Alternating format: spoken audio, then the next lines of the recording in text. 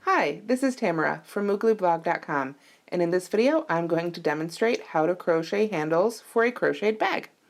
So here I am using Lion Brand Yarns Woolies Thick and Quick, a clover hook, I think this is a P 15mm, and 4 stitch markers. These are also by Clover and they're my favorite ones.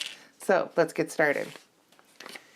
Here I have a little tiny, we're going to call it a bag for the sake of this video here.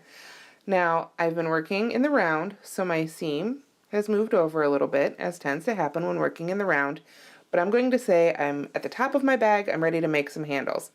So, when you're following a pattern for a bag or purse, and it's got crocheted handles, it's probably going to tell you exactly in which stitches to make those handles.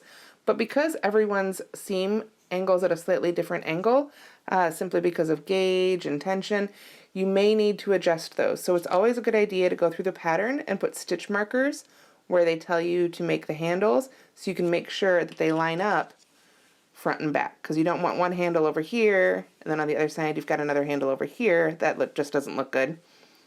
So you just want to make sure. Or maybe you're following a pattern that calls for purchased handles and you've decided you'd rather crochet them. Maybe you've created a pattern of your own. For all of these, it's a good idea to know how to make bag handles. So I am going to say that this is our bag.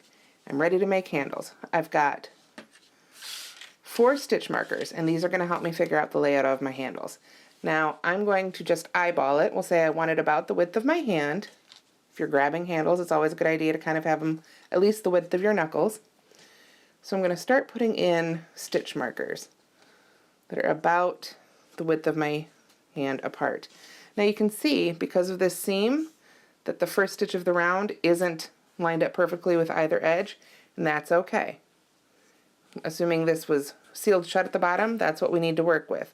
If you don't have it sealed shut at the bottom yet, you can adjust that over to the side, but for now, we'll say it's sort of a standard bag. So then what I can do from here is holding the sides together, or the top pieces, I can mark the ones directly opposite. Just put it right inside the stitch there. And then, eyeballing it, that looks pretty good. But what I want to do from here is I want to count the stitches. I want to count the stitches in between and on either side to make sure it's truly even, because the eyes can be a little deceiving. So let's see here. Between these two, there's 1, 2, 3, 4. Between these two, move that loop out of the way here, there's 1, 2, 3, 4. Pretty good so far. Now let's count the sides. Between these two, we have 1, 2, 3, 4, 5. And between these two here, I'm going to go ahead and pull out the join. It's a little easier then to count the stitches, as long as you don't lose your end there. Alright, so I've got, this one's right in that last stitch, so I've got 1, 2, 3. That means we've got trouble.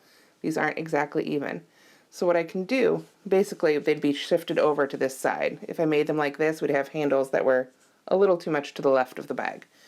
So I can start playing with this a little bit. If I move this one in one, and this one in one, then I will have 3 stitches between on both front and back, and on this one I'll have 1, 2, 3, 4, 5, so they match.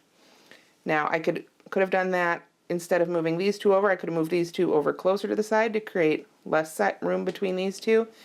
How you want to adjust those handles is completely up to you. But let's say we've now got them exactly where we want them, so it's time to start crocheting our handles. What I'm going to do is make that join again.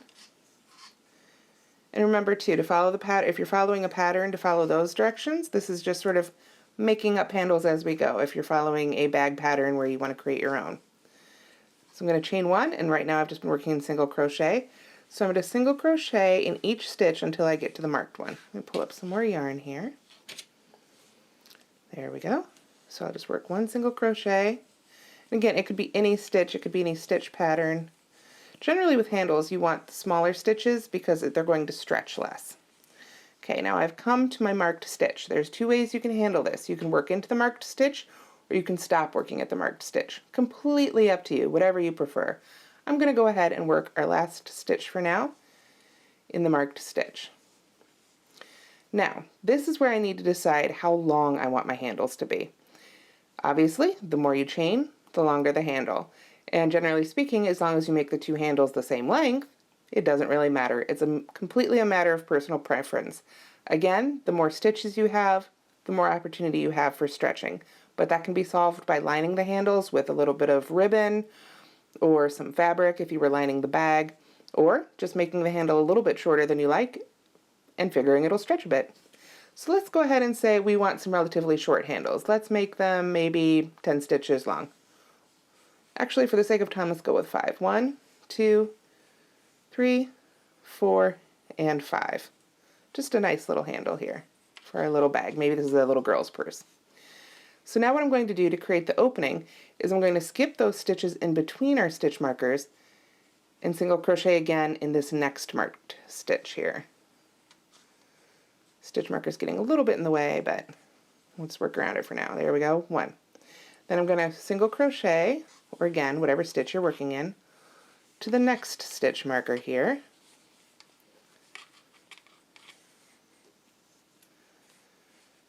Almost there. Alright, and here I am at my 3rd stitch marker. So just as before, I'm going to single crochet right in that marked stitch. Pull up a little more yarn. Then remember, I chained 5, so I'm going to chain 5 again. 1, 2, 3, 4, 5, and that chain 5 will be the basis for the actual handle itself. Then I'll skip all the ones until I come to the next stitch marker. Pull that out of the way a bit. Single crochet in the stitch with that stitch marker, and then finish off in the remaining stitches. In this case, it's just 1 because of where our seam is. And then I will slip stitch to join. Now you've got some decisions to make. You could stop here. If this is, again, if this was going to be just like a little girl's purse where she wasn't going to be putting anything very heavy in it, these chain stitch handles would probably be okay, especially in this nice thick yarn. But if it's a purse where you're actually going to use it, put a wallet in it, anything heavy, you're going to want a little bit thicker, stronger handle. So what you can do from here is simply keep working around. Chain 1, and then work in each stitch until you get to the chains.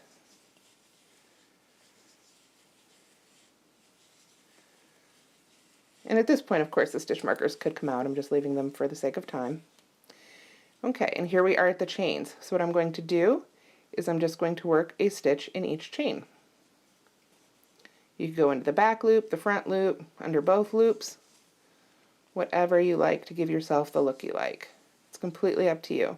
If you knew this was going to be your last additional round, you could even use slip stitch if you didn't want to add much bulk, but you just wanted to add a little bit of extra strength. Again, this is the fun of crochet. You can add your own personal touches to whatever you make. Pick a pattern that calls for one type of handles and make a different type. Make it your own. Working into chain is never the fun part, but we get really good handles this way. So, almost there. There we are. We worked our way across the chain, and then I would just go back to working in the regular stitches around. I think you've got the idea. If I wanted an even thicker handle, I could keep going again, do another row. Especially if I were using thinner yarn, I almost certainly would. With this nice bulky stuff, you don't need to so much. But that certainly gives you the idea. You can see we've got a nice, relatively thick handle here. Even fits my hand pretty well, even though we moved those stitch markers in a bit. I'll take the stitch markers out. Of course, I didn't finish that last round. So you can see this is just the chain, relatively flimsy. But we did another row, gave us a nice little handle for our little crocheted bag. And so when you're making crochet handles, there's several different methods, but this is possibly one of the easiest, certainly. You can add it to just about any bag. You want to finish it the end of the pattern for the bag itself, and then you can crochet on a handle however you like, and whatever length straps you like, and that way you don't have to worry about running to the store to buy custom straps for your bag.